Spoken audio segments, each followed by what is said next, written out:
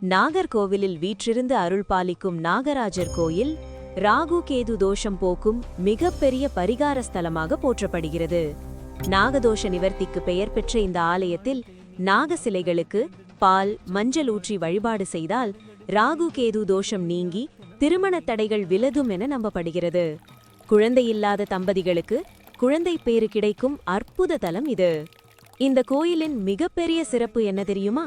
இங்கு மூலவரே நாகராஜர் தான். ஒரு காலத்தில் புல் புதர்கள் நிறைந்த காட்டுப்பகுதியில் மாட்டுக்கு புல் அறுக்கச் சென்ற ஒரு பெண் தன் கையில் இருந்த அரிவாளால் அறியாமல் ஒரு 5 தலை நாகத்தின் தலையை தொட்டாள்.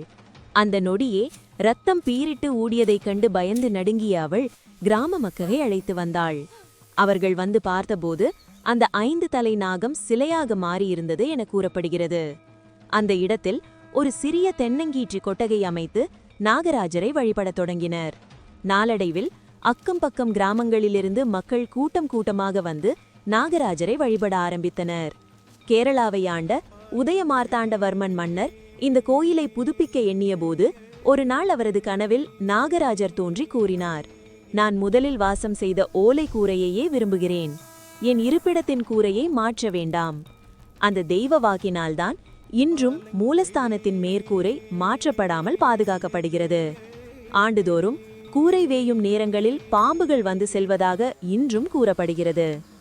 மூலஸ்தானம் அமைந்துள்ள இடம் எப்போதும் ஈரமாகவே இருக்கும். இங்கு வழங்கப்படும் புற்றுமண் கூட ஒரு அதிசயம்தான். ஆடி முதல் மார்கழி வரை கருப்பு நிறமாகவும் தை முதல் ஆனி வரை வெள்ளை நிறமாகவும் மாறுகிறது. எவ்வளவு காலம் எடுத்தாலும் இந்த மண் குறையாமல் இருப்பது இந்த ஆலயத்தின் அதிசய சிறப்பு. இந்த கோயிலில் அர்ச்சனை செய்யும் அர்ச்சகர்கள் கேரளாவில் உள்ள பாம்பு காட்டு இல்லம் என்ற பரம்பரை குடும்பத்தைச் சேர்ந்தவர்கள்.